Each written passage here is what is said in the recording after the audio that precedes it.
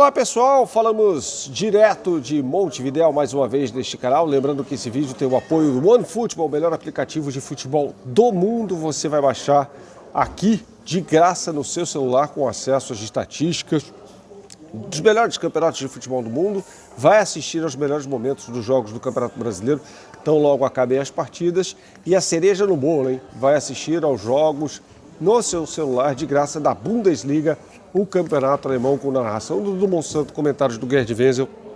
É só baixar aqui o OneFootball e vamos dar moral para o professor de guitarra e violão Átila Reis, marcando uma aula com ele, gratuita, de qualquer lugar do mundo. Você baixar aqui, ó, aqui também na descrição deste vídeo. Você vai entrar no site dele, vai agendar esta aula e depois vocês vão se acertar, né, em relação ao valor. Você pode aprender a tocar guitarra ou violão, 10 minutos de prática por dia, aprender a tocar aquele som bem maneiro como aquele que você ouve aqui no ambiente, beleza? Então vamos dar uma moral para o professor de guitarra e violão Átila Reis.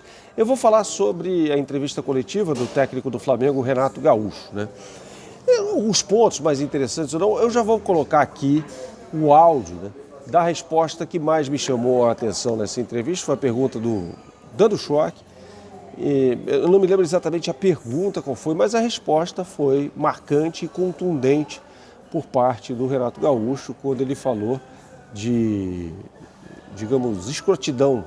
Esse foi o termo que ele usou exatamente, sobre pessoas, né, da imprensa, e foi isso que ele disse nessa entrevista coletiva em relação às insinuações de que o Flamengo teria entregado o jogo de propósito contra o Grêmio, né? Naquele empate por 2-2, vencia por 2-0, para beneficiar, entre aspas, o time do Grêmio, time com o qual o Renato tem muita identificação. Diria você que é o principal ídolo da história do clube, né?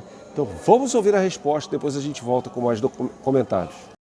Colegas seus insinuaram, em primeiro lugar, que não entende nada de futebol. Em segundo lugar, são escrotos. Porque não tem um que está aqui na minha frente para me perguntar diretamente hoje sobre aquela partida.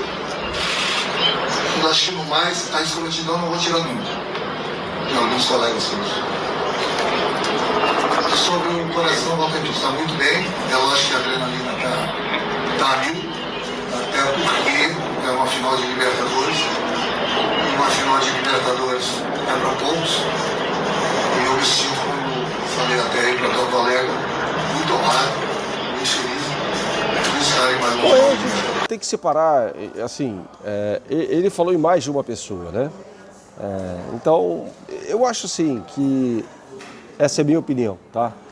Eu não quero me basear em leitura labial aqui, principalmente coisa que, sei lá, não tem uma perícia, não é feito por um perito e tal. Então não vou entrar nessa seara porque, né, essa coisa da rede social, eu tenho enorme respeito pela rede social, tal, mas eu não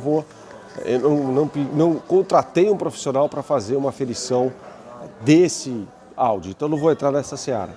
Eu acho que a pergunta tinha de ser feita na entrevista coletiva, mas assim, não da forma, você fez isso? Não, mas pô, tá rolando um movimento aí na rede social de que você...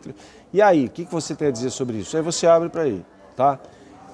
Mas assim, ele não pode, honestamente, eu não me lembro de vários jornalistas insinuando qualquer coisa desse tipo. Então, ele não pode se referir, deu nome, fala, ó, fulano de tal, fulano de tal, fulano de tal, fulano de tal, para ver quem de fato é, né? Então, quando essa coisa fica solta... Assim, até fiz uma pergunta, eu vou chegar lá mais adiante deste vídeo, até fiz uma pergunta sobre o jogo contra o Grêmio. Ele falou, as pessoas não têm coragem de me fazer perguntas na cara sobre isso e tal. Mas peraí, na cara sobre o quê? Sobre o jogo? Sobre essa insinuação? É sobre o que exatamente, tá? Então, eu não gosto da generalização quando ela é feita sem citar exatamente quem foi que falou ou quem não falou. Porque aí parece que é para todo mundo que está ali, e havia muita gente na entrevista coletiva dele, tá? Dito isso, encerramos esse assunto. Deixa eu entrar na parte do jogo. A minha pergunta para o Renato foi sobre as 40 finalizações que o Flamengo sofreu nas duas últimas partidas do Campeonato Brasileiro, contra dois times do Rio Grande do Sul, inclusive, Internacional e Grêmio. Foram 22 finalizações sofridas contra o Internacional, 18 contra o Grêmio. A minha pergunta foi justamente essa. Eu falei, escuta, você tem um plano para evitar isso? Porque 40 finalizações em 2 jogos é um número muito alto, né? Qual o seu plano, se é que existe um plano, para evitar esse tipo de coisa? A resposta dele foi, mas nesses jogos a gente estava com o time reserva. Mas também se tomou muito, finalizou muito. Nos 2 jogos citados, o Flamengo finalizou menos do que o adversário. Então também tem isso, essa distorção dos fatos. Eu falo, mas a gente tem planos A, B e C, e ele até se confundiu, mas eu não vou entrar, isso aí é distração, né? Quando falou que o Grêmio criou mais, tal, não sei, fez mais gols e tal, mas eu não vou entrar nessa questão. A coisa é, para você entender como funciona a entrevista coletiva, pô, Bernardo, mas por que você não rebateu quando ele falou isso? Porque a gente não pode. Não sei se você sabe, nessas entrevistas coletivas você recebe o microfone, depois você faz a entrevista e já retira o microfone, a pessoa responsável por isso, já retira o microfone da sua mão na hora. Então você não tem como fazer uma réplica, né? Responde, você fala, não, mas espera aí, não foi isso exatamente que eu perguntei, foi isso. Então, pelo menos as entrevistas coletivas da Libertadores, aqui em Montevidéu, são presenciais, coisa que não acontece, por exemplo, nos jogos do Campeonato Brasileiro. Até o Rafa Melo, né, que está aqui, ele falou sobre isso, falou, mas peraí, ele